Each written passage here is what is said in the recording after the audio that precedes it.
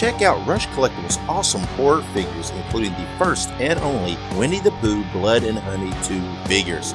For more information, go to rushfigures.com. Remember, in the course of discussing movies, the host will spoil plots. You've been warned.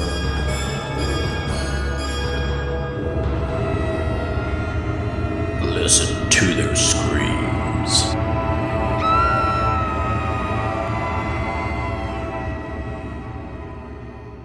Greetings, ghouls and creeps, and welcome to Listen to Their Screams, a horror podcast that feels like you're chatting with friends. I am one of your friends, Dave. We're joined as always by our other friend, Ike. Ike, how are you?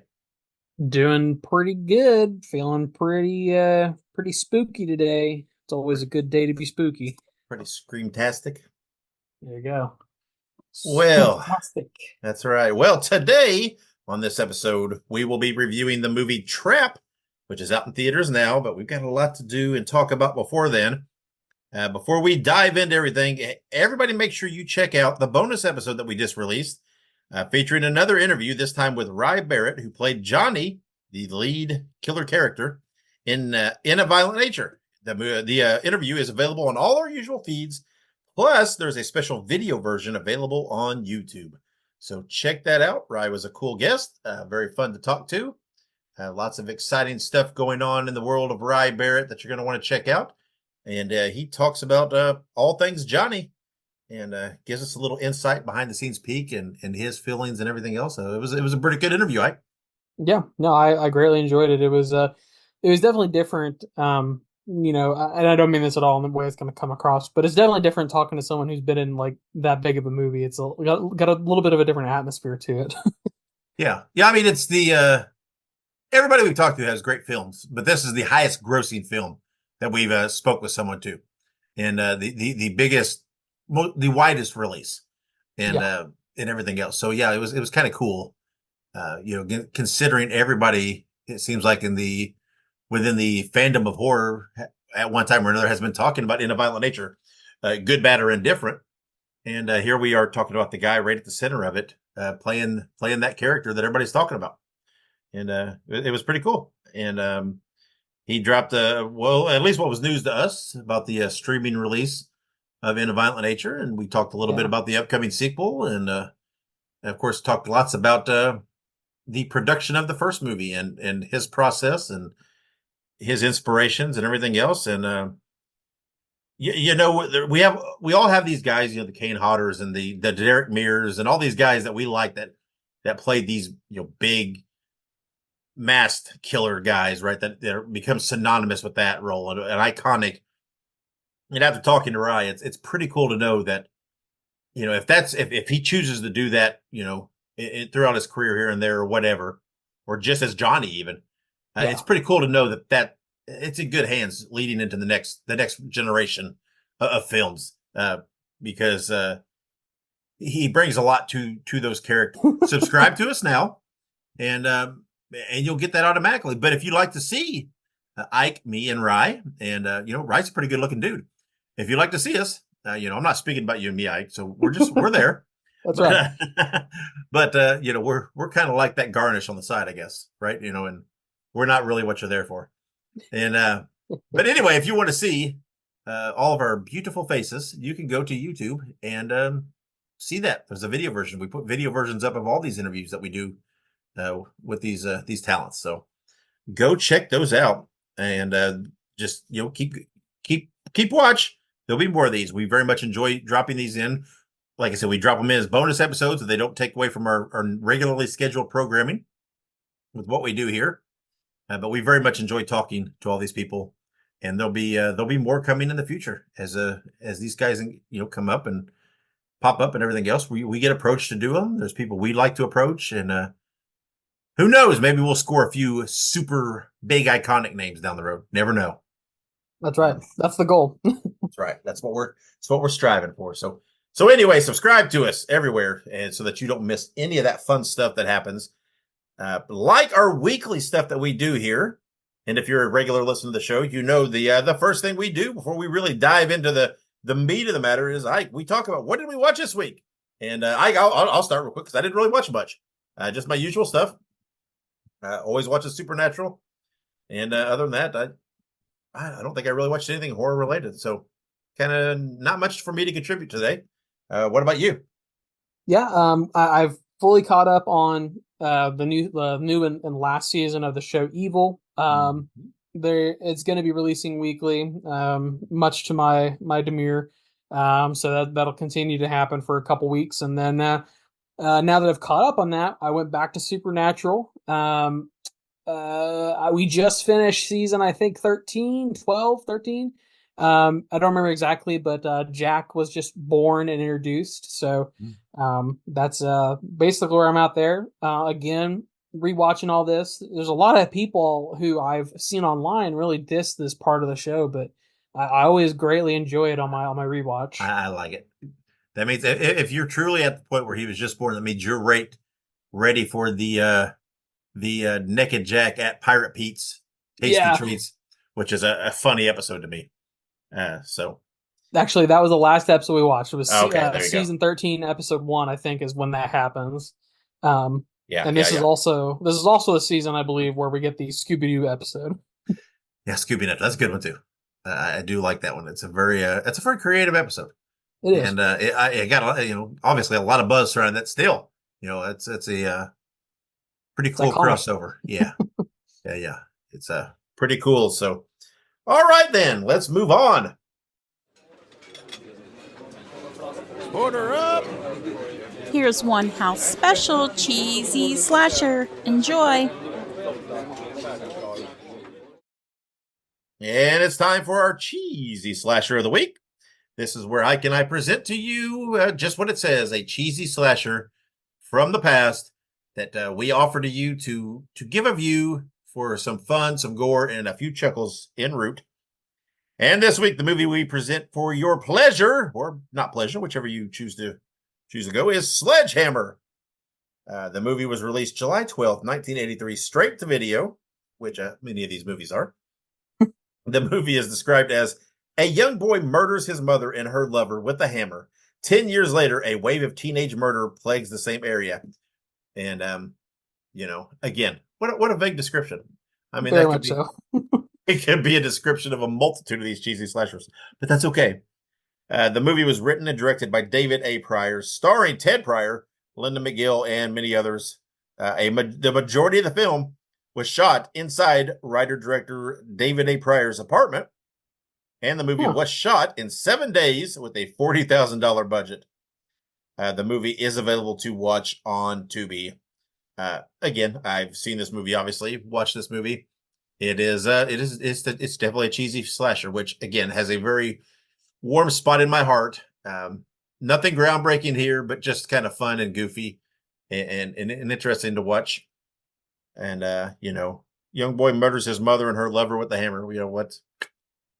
Hey, that's trauma set to write a film about. So there you go. But there you have it, Sledgehammer from 1983, available to watch on Tubi. So go check it out. Quite a few of these cheesy slashers that we talk about are available on Tubi. So if you're not partaking in the free goodness that is Tubi, you should be, because not only is there lots of horror and everything else, there's just a ton of everything on there. Lots and lots of stuff. I'm not sure if this is a ringing endorsement for Tubi or not. Well, Take it for what you will. Yeah.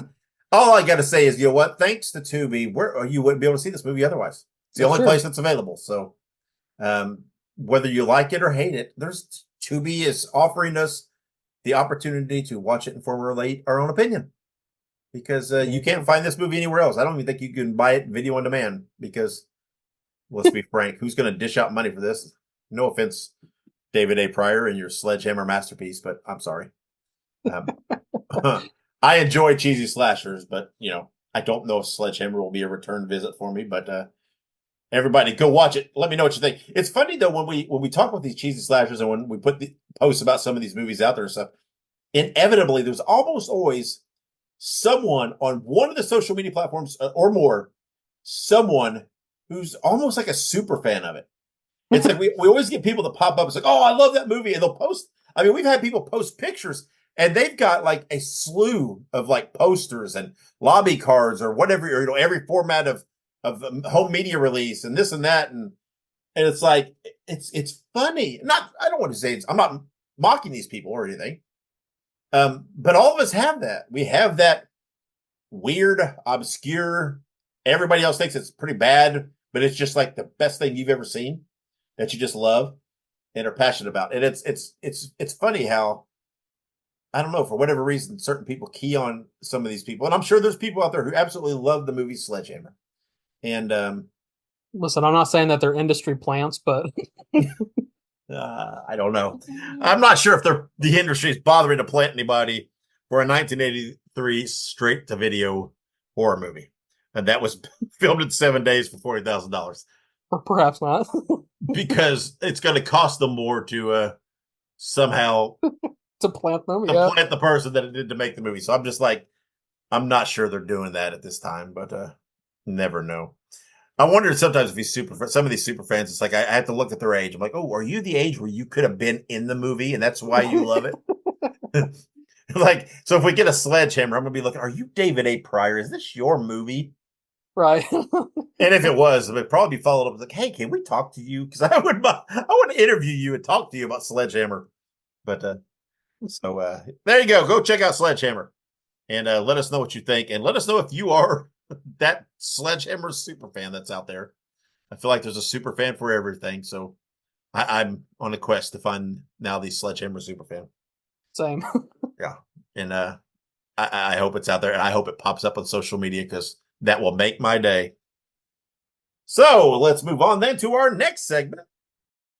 Stump the Co-host. And this week, we are playing Stump the Co-host. This is our horror trivia game. Ike and I have identical horror trivia decks. And when we play this game, we each choose 2 cards, which is a total of 4 trivia questions. We alternate asking each other said questions. And whoever answers the most right out of the 4 wins this round, or there is the potential, obviously, for a draw. We started playing last year, and in 2023, Ike was the champion for the year. And thus far in 2024, Ike is he is leading to defend his crown with 4 wins. I have 2 wins. So let's see if I can close that gap before it gets too out of hand. So Ike, are you ready to play Stump the Co-host? I think so. All right. Since you are the guy defending, leading in the hot seat, I'm going to make you go first. Sounds good. Oh boy! And here comes the big softball lob in for you. What classic horror movie is set in Haddonfield, Illinois? That'd be jolly old Halloween. Sure would. So there you go. So Ike is up 1-0, and always putting the pressure on me. It's like you can't just swing and miss so that I can breathe. I'm always fighting from behind one way or another. So go ahead and give me my first question. All right. I'm just going to say this now. It would be damn near impossible for you to get 3 of these 4 wrong. So this one, you might get wrong. You might get wrong. Oh, so this is the one of the 4 that you think I might potentially get wrong. Yeah, the first one you might. I'm not sure if you've seen this movie. You probably have. See, you're gonna marvel at the fact that I'm gonna get one of the 4 right, and it's gonna be the one you thought I'd get miss. So. Oh my god, I really hope not. You'll see in a second. Okay, go ahead. In the movie Maniac, what body part is taken from victims? And I'm sorry, what body part taken from victims did the murderer nail to mannequins? Oh, caramba! I have seen this movie, but it's been a while. Damn, what is it? I am going to say, because I'm truly not remembering. It's been so long since I've seen this movie, and I believe I've only seen it once. I'm going to say an ear. Unfortunately not. It is scalps. Yikes. I'm not sure if that's a body part, but according to this, it is. Yeah, well, we go by the cards. That's right. All right, here is your second question. What are the 7 deadly sins featured in the movie Seven? Oh, you had this question. I did. Yeah. Not too long ago. So I didn't get them all. So let's see what you do. Okay, so easy ones are Wrath. That's an easy one. Greed. Mm-hmm. Lust. Right. Gluttony is one of them. Right. And the one that's kind of similar to gluttony is sloth. Correct. You have two left. Um, so a little fun fact: I'm pulling these not from the movie Seven, but From from the Supernatural. from Supernatural or the anime Full Metal Alchemist Oh, there you Brotherhood. go. There you go. But the last two are Envy and Pride. Is that right? That is correct. Okay. Uh-oh. Uh-oh. Pressure's on me big time now. All right. Go ahead and give me my second All question because right. you think I should get all these from here on out. So let's see what happens. Yeah, I'm pretty confident. So, what Wayans Brothers parody series used the title that Wes Craven initially wanted to use for his slasher film Scream? Well, that would be Scary Movie. That sure would be. All right. Here you go.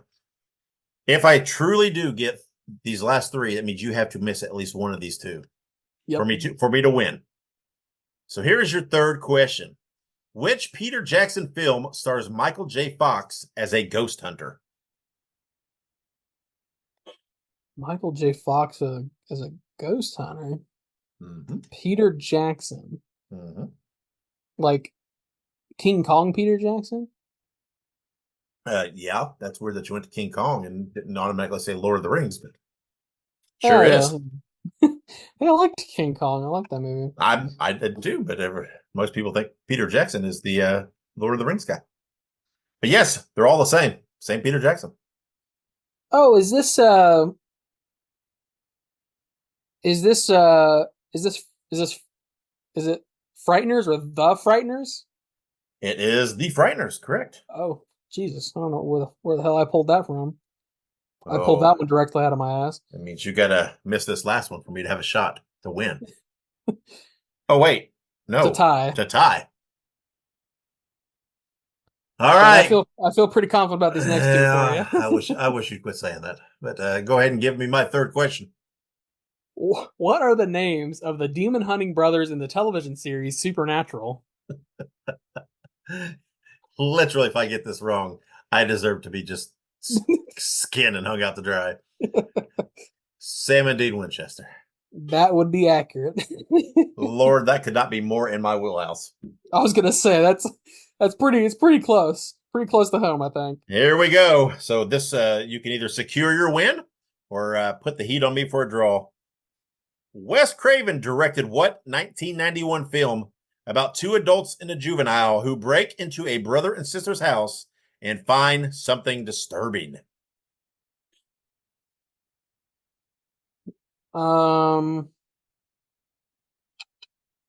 I've seen a lot of Wes Craven movies, but this isn't calling to me here.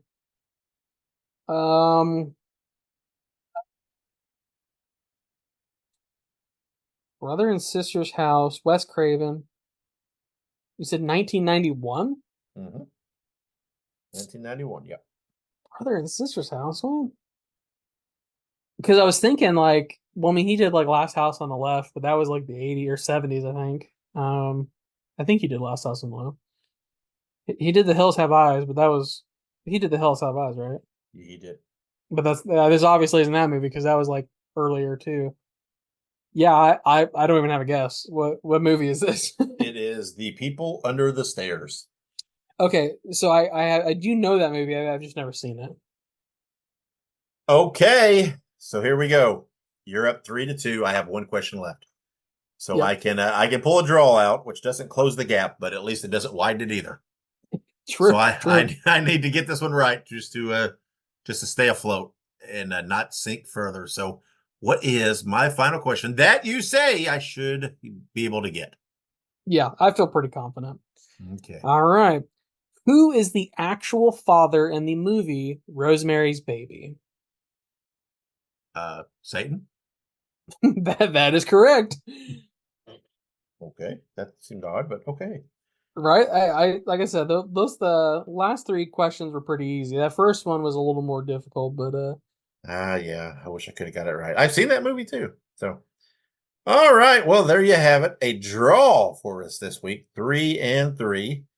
So I did not gain any ground, but I didn't fall farther behind either. So I guess I'll take the moral victory on this one and be optimistic. That's right. Um, you know, There's always next time. yeah, that's what I always say. Always next time. So let's take a quick break. And when we come back, we will have all of our news, birthdays, anniversaries, etc. So stick around. Make sure you subscribe to listen to their screams on your favorite podcast platform. Also, make sure you look us up on social media. We're on Facebook, Twitter, Instagram, Letterboxd, TikTok, and Slasher. All you have to do is look up Listen to Screams. That is Listen, the number 2 in Screams, and you can find us there. Also, make sure you go and buy yourself a Listen to Their Screams t-shirt. You can find all of our shirts at tinyurl.com/Screams Shirts.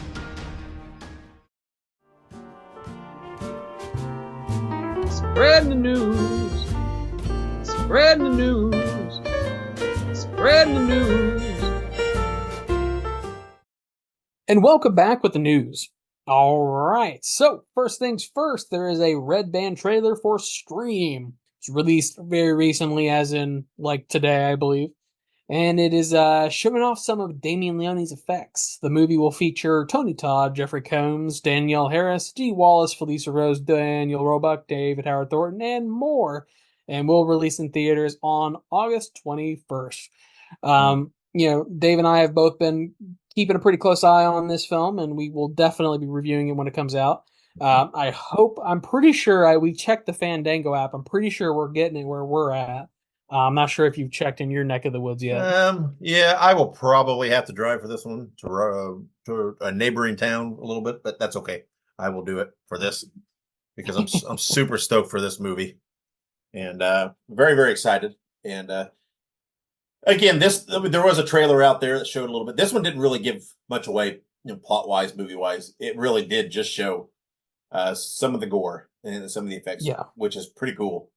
And but I mean, I'm super psyched. This movie sounds fun. I like the concept, and good grief with that cast. Got a little bit of everybody. This is pretty exciting. So can't wait. Just a couple weeks away. Yeah, no, absolutely, pretty close. It's crazy to think that we're already in August, which is just insane. So there's plenty of movies right around the corner that I'm even more excited for. So, anywho, moving on. Maxine is now available video on demand. So we have reviewed this film, generally got some good reviews on it. So, make sure you guys check out our official review of Maxine and check it out on video on demand. It's not a bad little watch. Yeah, it's a pretty fun movie. Definitely worth a purchase if you're into these movies. And go, like I said, go.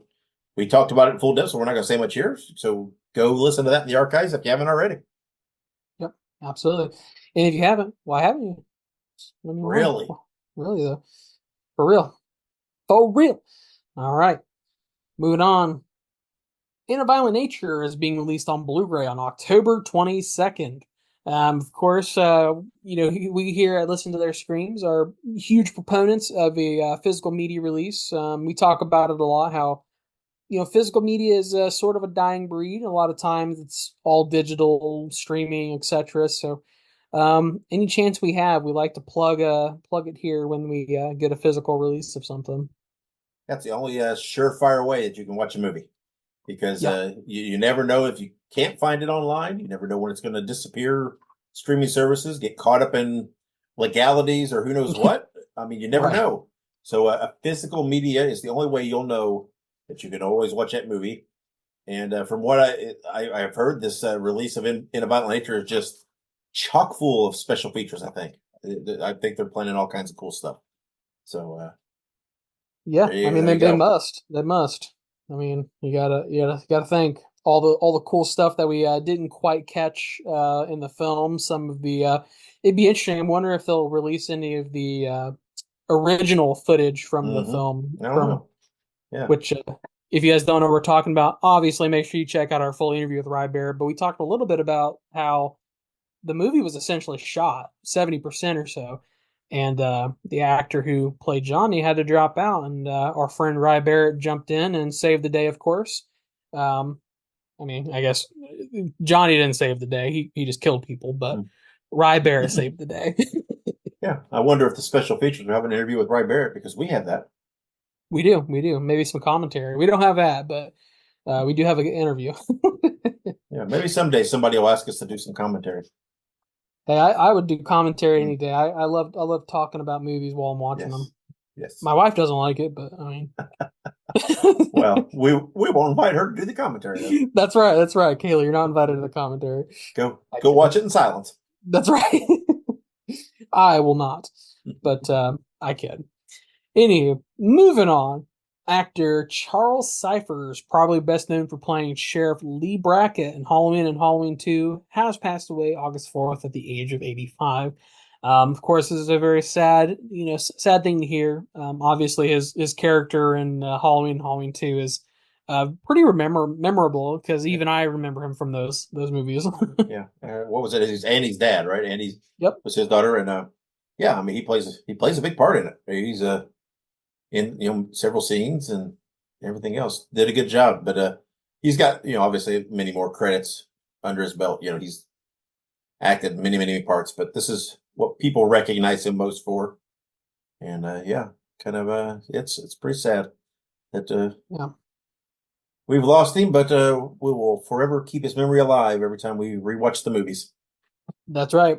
And I rewatch those movies, I'd say at least once a year, if not more. So Yep. All right. Moving on. Upcoming birthdays. We have August 9th, 1968, Gillian Anderson, known for her role as Scully in The X-Files. Obviously, if you've never seen The X-Files, X-Files is a fantastic show. Very reminiscent of the style of, even Supernatural. Obviously, Supernatural came after, but if you like Supernatural, this is like Supernatural, but with aliens. So, Yeah, love some X-Files. Yeah, there's a lot of correlation between the two, because a lot of the people who worked on the show behind the scenes, ended up working with Supernatural, and so yeah, there's a lot of parallels between the two. But X-Files came much earlier, came first. Yeah. And great show, just a great show, and obviously couldn't have happened the way it did without Gillian Anderson. Yeah, absolutely. Very good. And then moving on to August 11th, 1947, Stuart Gordon, the director of Reanimator and From Beyond. Obviously, I recently, in the last 6 or 7 months or so, have watched Reanimator finally, at the bequest of Dave, of course.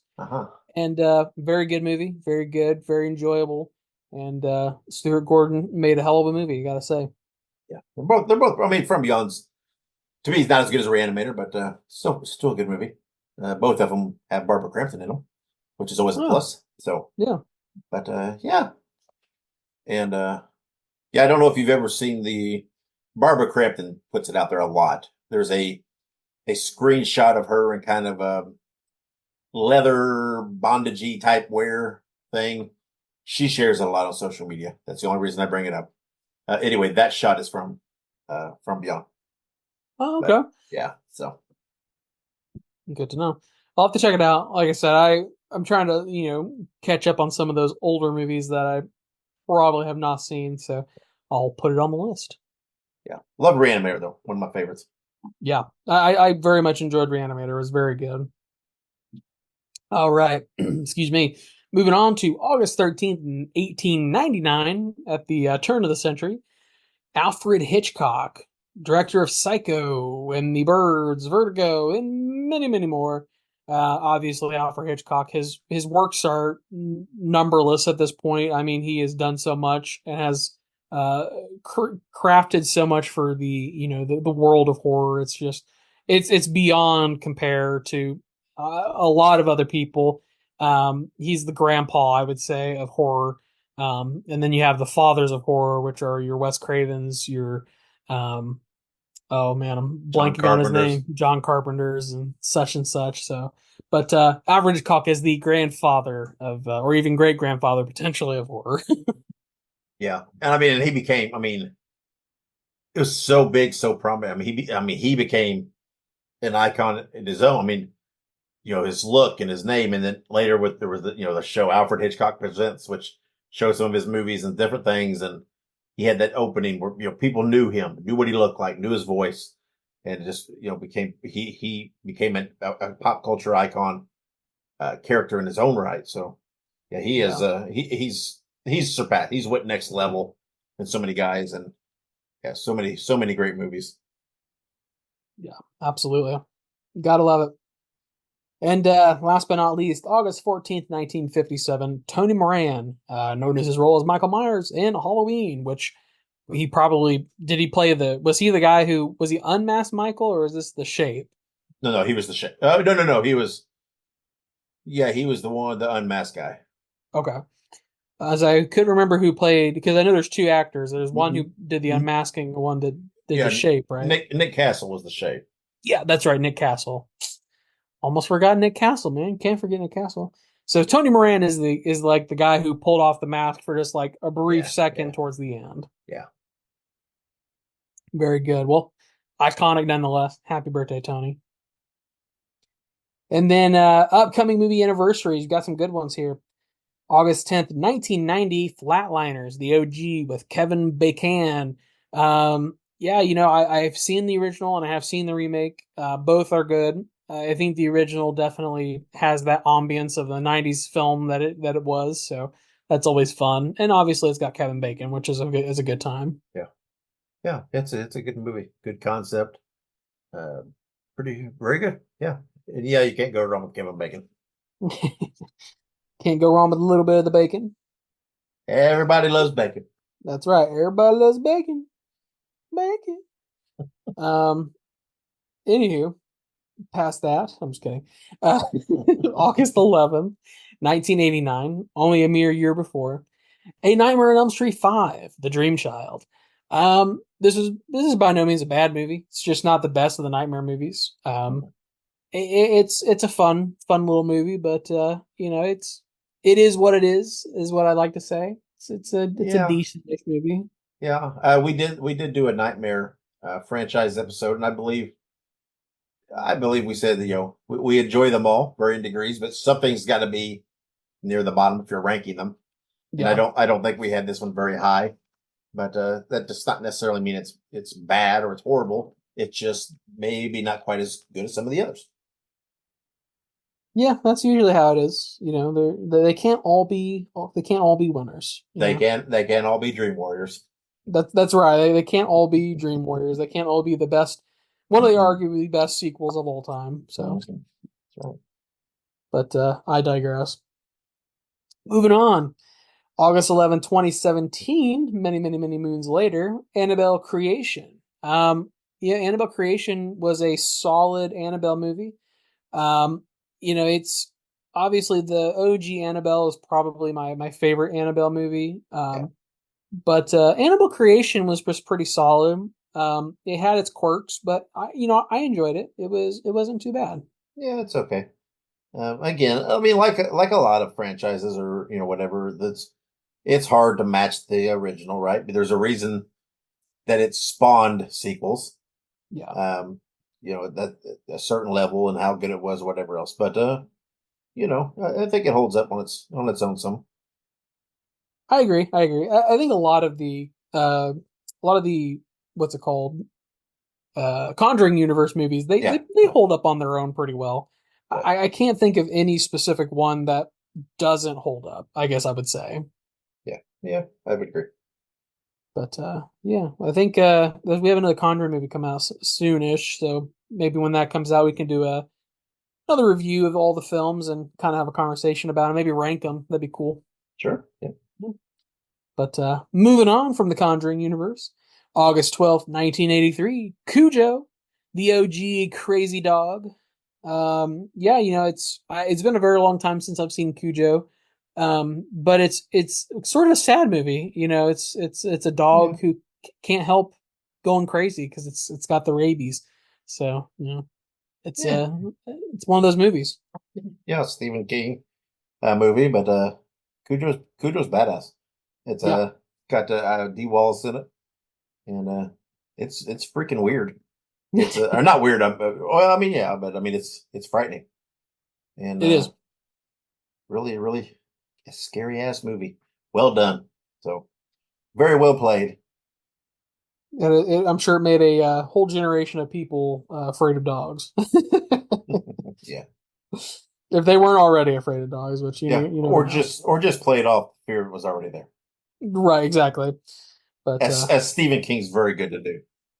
he is, yeah, he's very good at basically creating fear where there is already fear. That's for sure. Tapping into it. That's right. All right. Moving on from Cujo, August 13th, 1982, Friday the 13th, Part 3. Yeah, Part 3 is great. This is when he dons 3D. Yeah, 3D. This is where he dons the iconic The mask. hockey mask. Part 1 was no Jason. Part 2 was burlap sack Jason. Baghead Jason. Yeah, Baghead. And then 3 was the first time we see the mask. Yeah. And when we discussed this before, this is what I said was part 3 was my iconic looking Jason look. It is like Right. one of my favorite looks.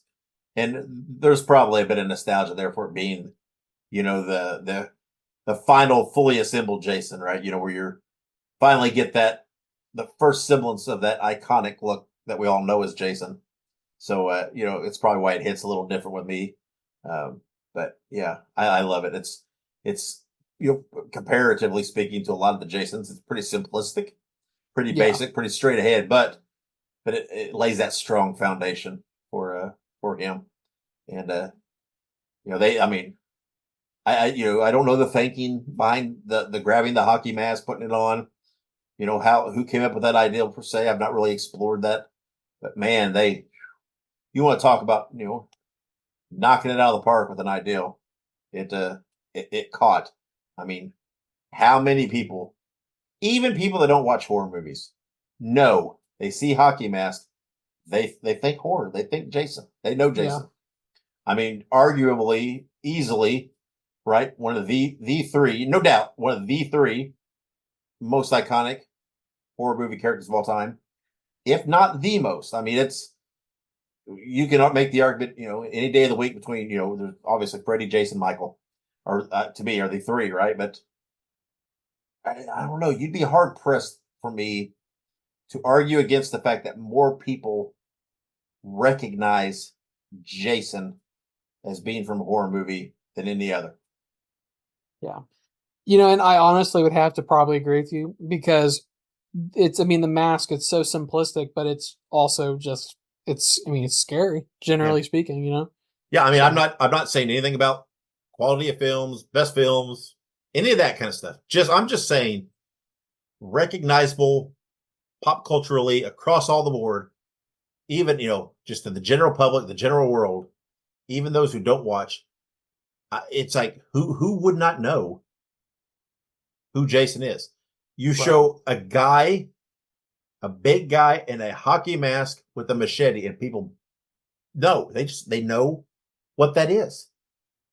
And, and if they don't, then have they been living under a rock? Yeah. And I don't know. I would really stand on the argument that, and I'm sure there's no way to prove it, obviously, but that he would be probably the most recognizable, whatever horror icon, just to the general public. And Freddie and Michael Myers would obviously be up there too, I would think. And Chucky would probably be up there. There's others. Ghostface might, have a strong running, but the whole world knows who Jason is. I mean, it's just, again, it's crossed that realm of, whatever, McDonald's, Coca-Cola, and Chevrolet. It's just, everybody knows what that is. Yeah. It's just there. And everybody pretty much knows that it's associated with Friday the 13th. And they know he's Jason. I mean, it has literally surpassed that next level pop culture status. Yeah. Whether you like him or you don't, you know who he is. But anyway, point being, all that was started and established right here in part 3. That's where the look first took root. So. Yeah. Well, and I think that the next movie, the next anniversary, kind of attests to this even a little bit further. August 13th, just a mere 11 years later, Jason Goes to Hell, the final Friday. I mean, a lot of people shit on this movie, for rightful reason. I quite enjoy this movie. Yeah. It's a fun time to me. It's super cheesy, but it's still a good time. Jason Goes to Hell. It's quite the adventure. And it this movie also broaches the subject of a crossover between Friday the 13th and Nightmare on Elm Street. Now, we didn't get it for a while. Oh wow. But this planted those seeds, planted those roots. Yeah. Well, it was intended to happen. It was intended to happen quicker. And then, again, there's just always seems like there's shit in the way of this stuff. And there's legalities and there's people want this and people want that. And I'm pretty sure it took to the point where buyouts and finally both the movie production companies that had the rights end up falling under the same umbrella that for it to really happen. And it is what it is. People talk, any franchise that runs for a while is going to have, it's got movies. You can never say Friday the 13th didn't take some big swings. Boy, did they. Jason went to hell and, Jason went to space and Jason fought Freddy. I mean, they weren't afraid to try something different. And, I sometimes wish that they were at least a little cautious or a little afraid, but yeah, I mean, I think probably lesson learned. It's probably best to at least stay with one foot in what got you to the dance, and and keep it grounded a little bit. And I mean, you could send Jason to Manhattan; it's still Jason, and it's still, but it's you do some things and it's just like, ooh, you lose the roots of what. And I know a lot of people like those movies, love those movies. That's fine. It's not necessarily that I hate. I mean, I'm not a big Jason X fan, but because I really think, I don't know, I think you lose a lot of the core Friday the 13th, qualities. You do. And it just, I don't know, but it is what it is. Hell, I'm not going to knock anybody for trying something. They definitely tried, and you have to give context, man. It's a weird time for movies at that time, and they tried something different and fresh, and it didn't land, but kudos for trying. Yeah, didn't land for me. Some people swear by Jason X, and more power to you. I'm not going to judge anybody. I like my shitty movies too. And, listen, I just acknowledge that it's a shitty movie. That's all right. That's all I need. You that's know what right. I mean? That's right. And remember, we strongly believe that somewhere out there's a Sledgehammer super fan. So hey, who's judging people? Exactly. I'm sure there's a Jason X super fan out there. Oh, I bet there's many of them. I really do. But, I'd pay some money on that bet, I think. I'm sure there's a whole good, nice little subsection of horror fans that just love that movie. And hey, more power to them. That's fine. Yeah. I mean, not all movies can be great movies, and doesn't hurt me that they love it. I don't care. Exactly. They're entitled to love what they want to love. But very much so. Not my cup of tea. So that's But I think we're done with Friday the 13th for now. But we do, however, have one last movie on the movie anniversaries. This is a movie that's on my to watch list from Dave. This is my cup of tea. Yeah, this is your cup of tea. August 14th, 1987, The Monster Squad. Yeah. Telling you got to watch that movie. Just since we're close enough, just give it a little time. Watch it around Halloween time because it's a very fun Halloween-y. It just got that Halloween feel to it. So it's a good movie to watch around Halloween. But it's a fun movie. You gotta watch it. Yeah, I'm down for it. Honestly, I'll give it a watch this year, or at least I'll try. No 100% promises, but I'll give it a try. Damn it! Make time for the Monster Squad. Make time for the Monster Mash. I'm just kidding. But anywho, I pretty much think that does it for our movie anniversaries. So we're gonna move on to some upcoming releases. Cuckoo is coming to a limited theater release on August 9th. It is described as a 17-year-old girl is forced to move in with her family to a resort where things are not what they seem. Um, I'm actually interested in this movie, but it's definitely getting a limited release. I think maybe only one of the theaters near me are getting it, maybe. But yeah, I'll probably catch it on streaming on the other end, on the flip side. But this is definitely a movie I'll check out. It looks very good. This is another movie put out by Neon, who Yeah. gave us Long Legs. So and we loved Long Legs. You can listen to that review, and so I'm hopeful that Neon's gonna get some momentum and start establish himself as one of the preeminent horror release production companies, and give us some. I mean they did right with Long Legs, so let's see what Cuckoo brings us.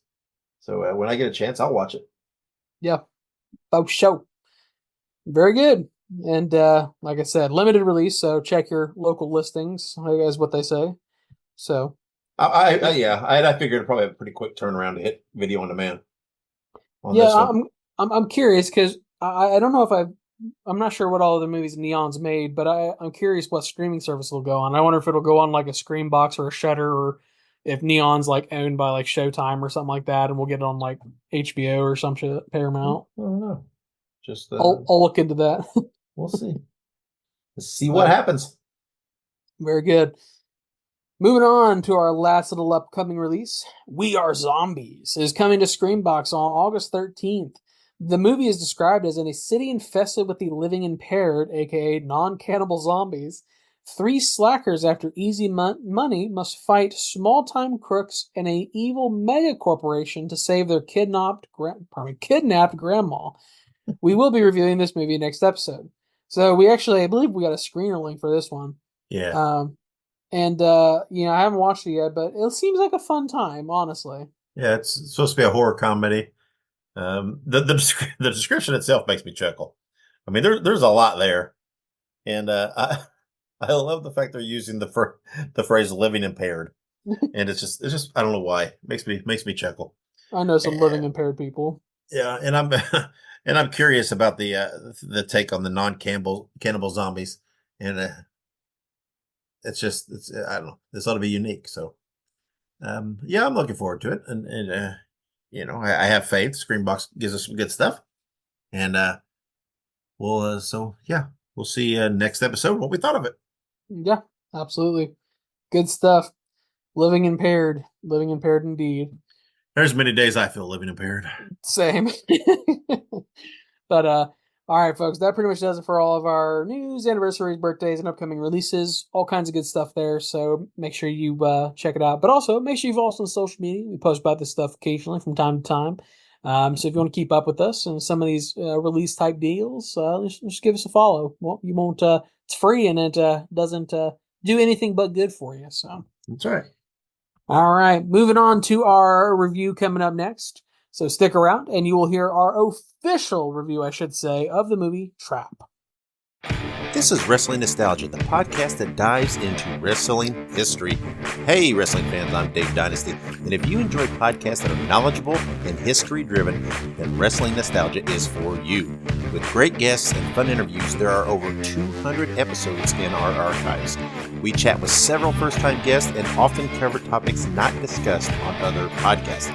Look up Wrestling Nostalgia on your favorite podcast platform and visit all of our links at linktr.ee/rasselpod. That is linktr.ee/RASSLEPOD. And remember, wherever you go, whatever you do, be good, be safe, and keep on growing. All right, we're back here on Listen to Their Screams, and it is review time.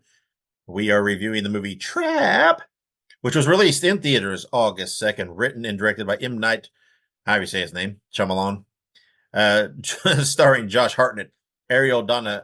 I guess that would be Donahue. It's got a G in there, but just throw me for a loop. I think it's Donahue. And Salika Shyamalan and others. The movie grossed $15,454,146 domestically at the box office on its opening weekend, which was good for number 3. I'm pretty sure that is behind Deadpool, Wolverine, and Twisters. So not bad, pulling in 3 behind those 2.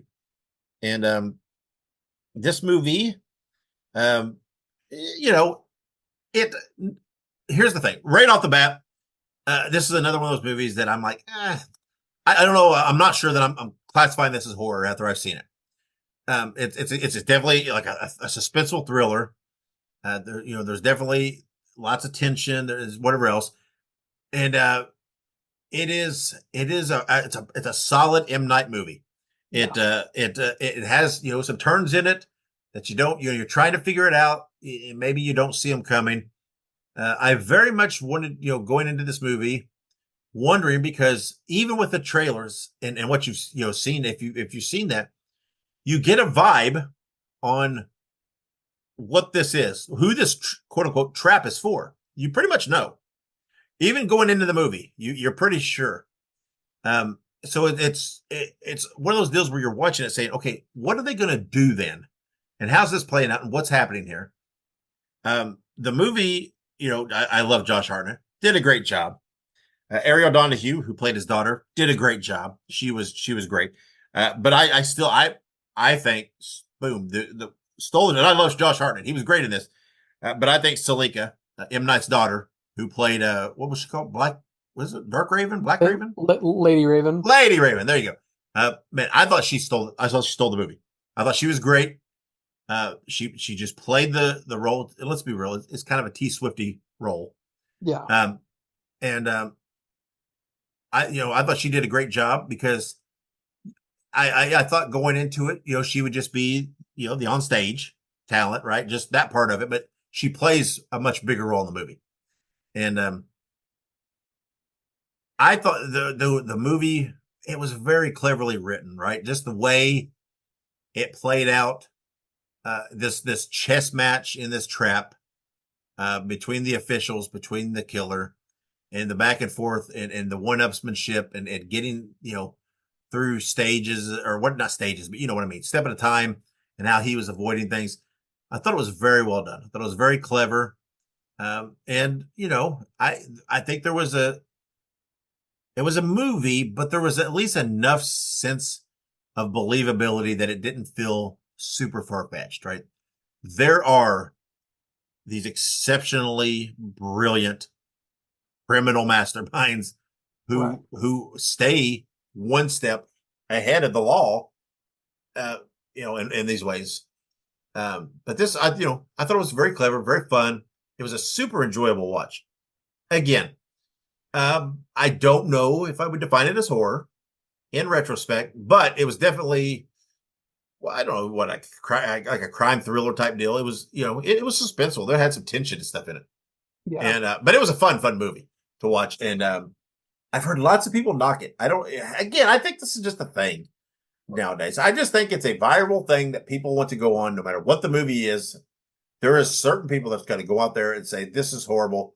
This is the worst movie, just to try to get, to try to get clicks, to try to get likes. I don't know what it is.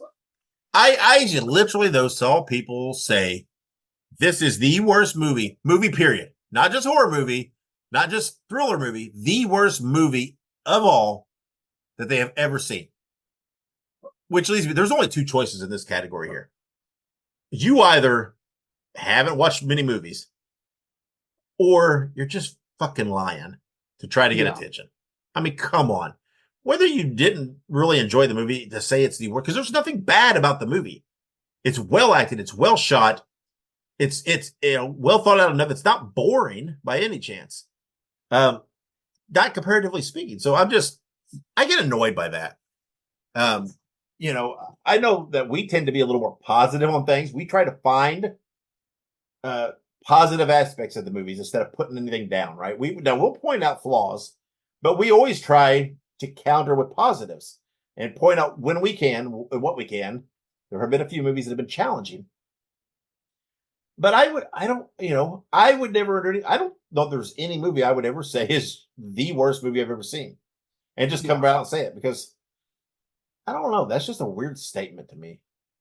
Because I've seen a lot of movies, and I have seen a lot of bad movies, and I just can't fathom much I don't know, being the worst movie. I mean, come on, there's made for TV movies that are really horrific. I mean, it's just, I don't know. That's an odd statement for me. I don't know. It always perplexes me. But anyway, um,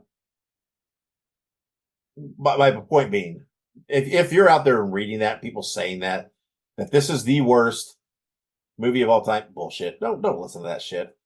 Now there's people saying this is by far their least favorite M. Night. Okay, well, you know, perhaps. I mean, maybe I could see someone saying that, but let's be real. M. Night's had some really fucking great movies. Yeah. So, I mean, like we said earlier, if something's going to be at the bottom of that list, and if this is it, does that make it a bad movie or just not quite on the level of some of his others in your eyes? I would agree. This is not quite on the level of some of his movies. But once again, he's made some really standout movies.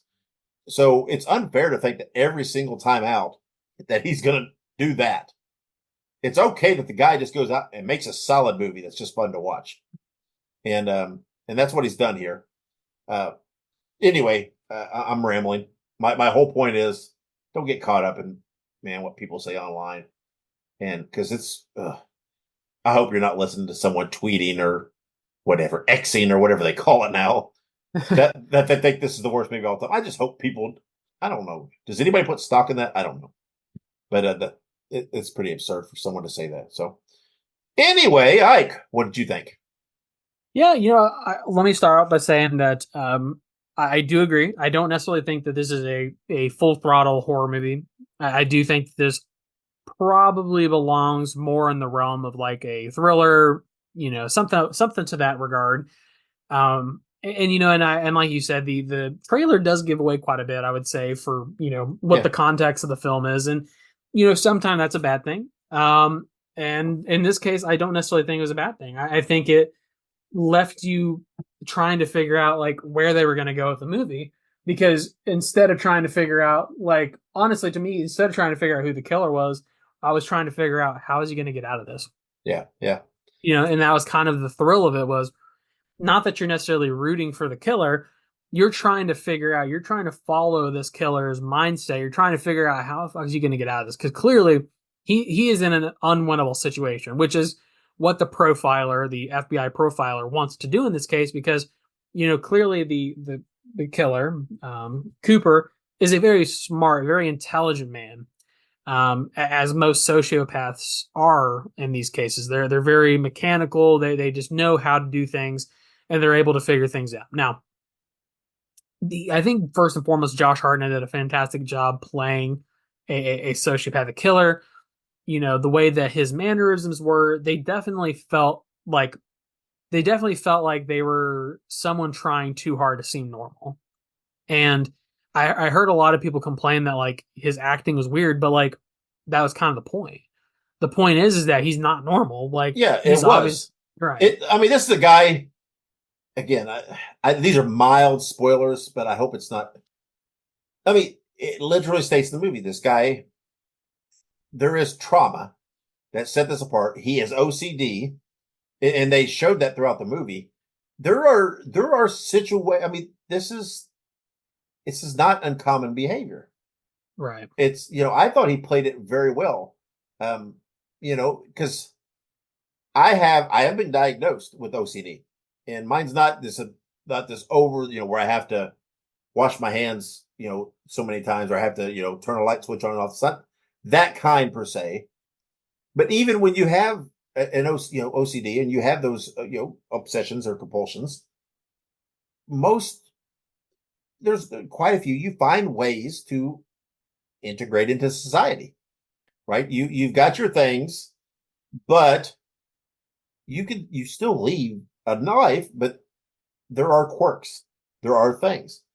And, I didn't find the way he acted weird at all. I just don't think people maybe quite understood what the point of the character was. And I think you have to see the entire movie to understand and get the full scope of what this character is trying to achieve and what his acting was trying to achieve. Yeah, and I do definitely agree with that. I think another thing too is that, like you said, if you go into this movie with any kind of like like, oh, this is not going to be good. Obviously, you're gonna that's going to be how you feel about the movie because the way it's built and everything else, it does sort of subvert your expectations in that fashion because it's a little bit different than how the trailer depicts it. As you actually watch the movie and everything else. So the only other thing I would really say to sort of add to all this is that there's a very nice twist that honestly kind of makes sense and on how they knew he was going to be at this event. Mm-hmm. And honestly, I felt like that was kind of like the twist, like how he was caught.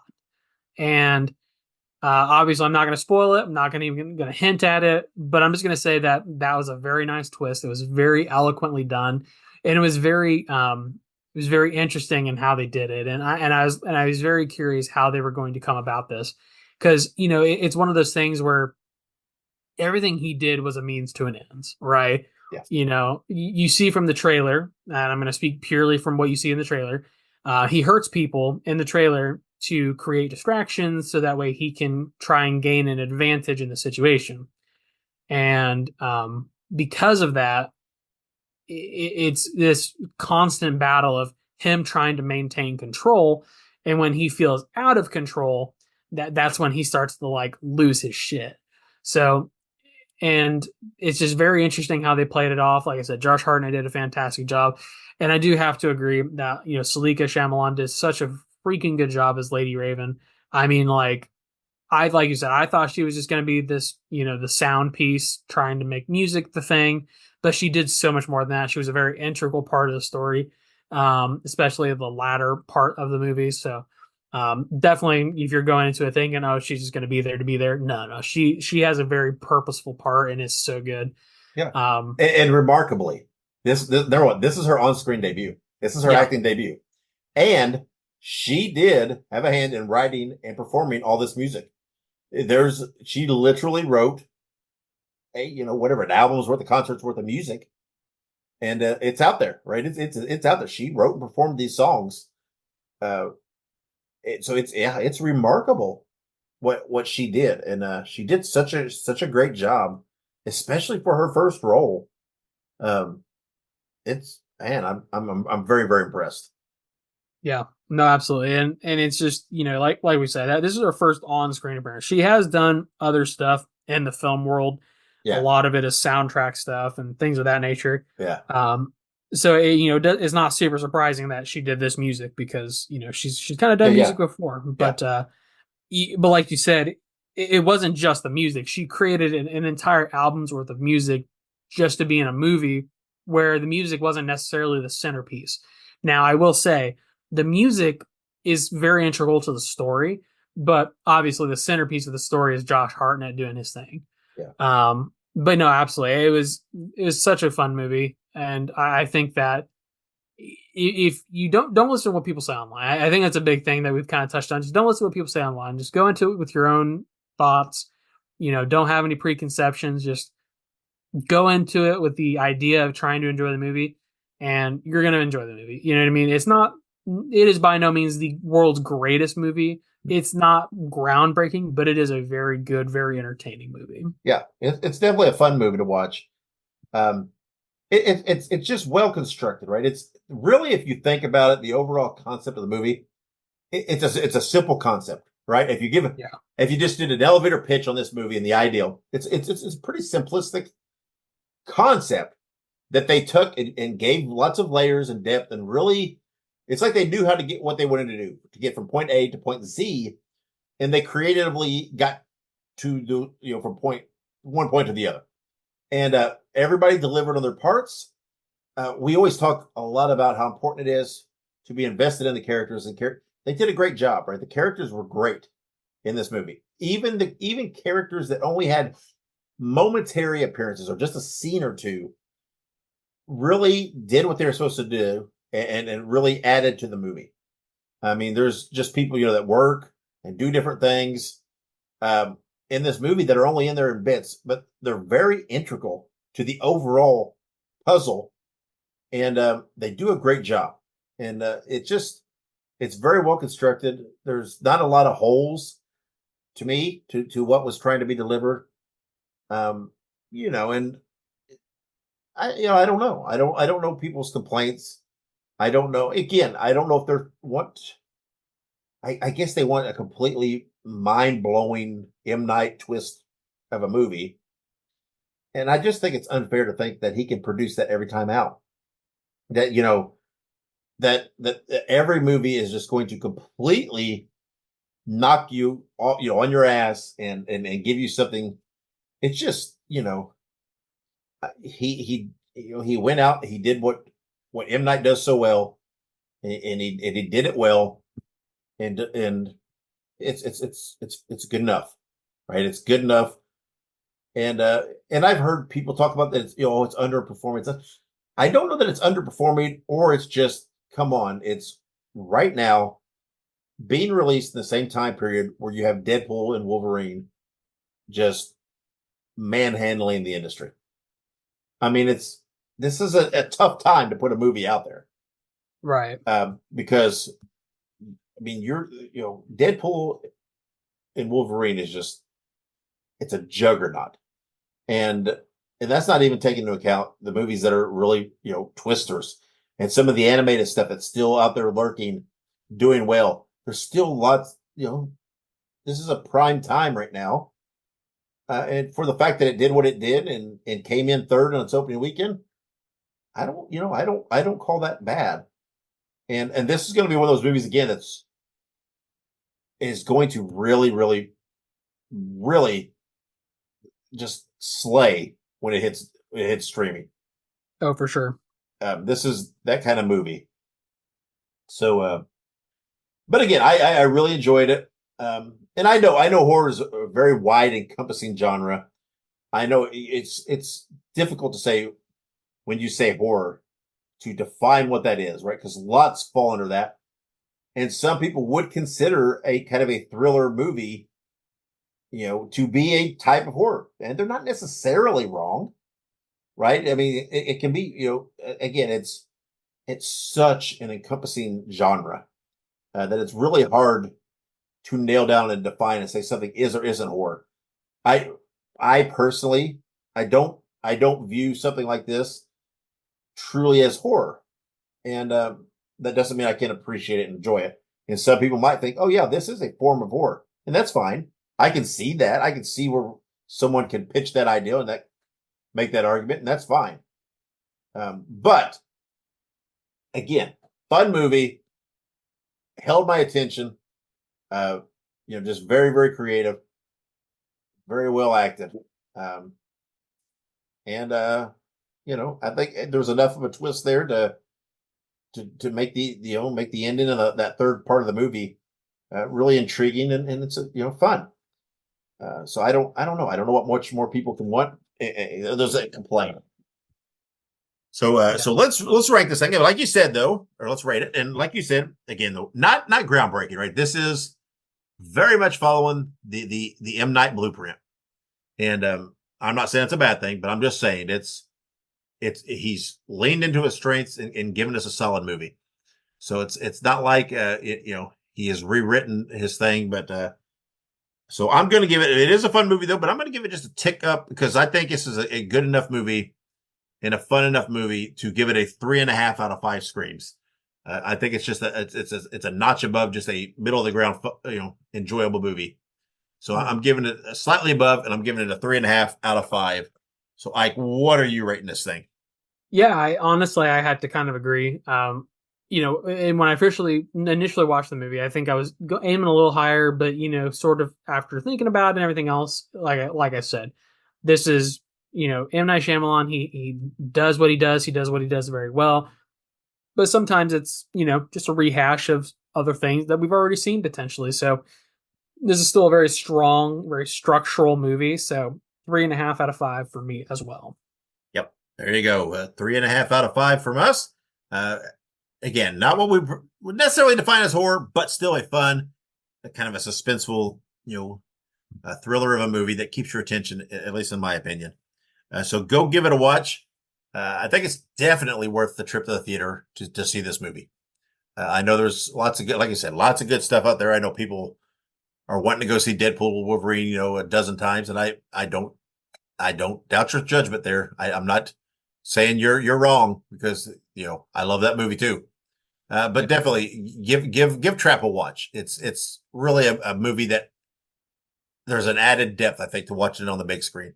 I think it adds to it. Maybe it's because there's a lot of music at the center of this movie that I think it really, having that sound, I just felt like it added to it, right? You really felt like you were there a little more to have that big screen experience. So give it a watch, and nothing else, you're supporting the movie. So, like we said earlier, next episode we are reviewing the movie We Are Zombies, coming to Screenbox on August 13th. Again, that is a movie that is not a self-confession on our part. Although, maybe the wives would argue sometimes we are a bit zombie-like, and you know what? I'll take that as a compliment. But again, that's what we're reviewing next episode. It will be coming to Screenbox August 13th. So stay tuned for that. Speaking of the wives, special thank you to them for all their support and everything they do. And a thank you to all of you, all of our listeners, our online supporters, our followers, everybody who interacts with us and everything else. You guys are the best. And we appreciate it taking any of your time to listen to our show, or give us a like, or share, or interact, or whatever you do, that you are taking time out of your lives and giving it to us. It's an honor, and we thank you very, very much. So, Ike, before we close this out and get out of here, anything else you want to add? Well, just keep an eye out for those who are living impaired. Never know, might encounter them in the world, I suppose. Yeah, and if you are living impaired, then we will keep you in our thoughts, and we hope. What I don't know what I'm very confused. Not confused. I'm curious. A non-cannibalistic zombie. What I mean, so they I guess they just wander around. Do they not eat anything? How do they? I don't know. I mean, based on the description, it is non-cannibal zombies. So they are dead. They are resurrected from the dead, but they do not eat human flesh. So I don't know. So they're just out there wandering around, and interesting. I wonder how many of those are getting hit in traffic and stuff like that. It's just very curious. I'm kind of, well, it says in a city infested with living impaired. So I'm wondering if they're like contained to like a specific area, perhaps. Maybe. Is it like a zoo where you pay to go see them? Pay to go see the living impaired. Yeah. I don't know. Interesting. But I love the phrase "living impaired."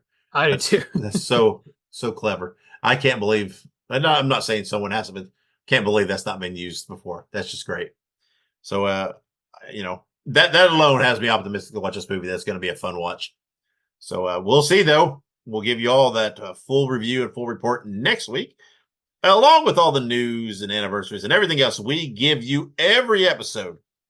So until then, thank you again for listening. Thank you for all you do. Make sure you follow us on social media. Make sure you hit subscribe on whatever you are listening to us. Make sure you go and check out our interview with Rye Barrett. Go to YouTube and watch it there. Even if you've listened to it, go watch it and get that added dimension of the video, right? Because it just adds to it, right? It's a better watch. And damn it, we took the time to do that for you. Can't you just take the time to watch it? Come on. I mean, I feel like you owe it to us. I mean, I'm feeling a little entitled there. Right. I feel like they owe us that. No. Just go watch it. It's cool. Rye was a great interview, and it's highly worth going to see the video version. But until next episode, when we will be reviewing We Are Zombies, wherever you go, whatever you do, be good, be safe, and always have many pleasant nightmares.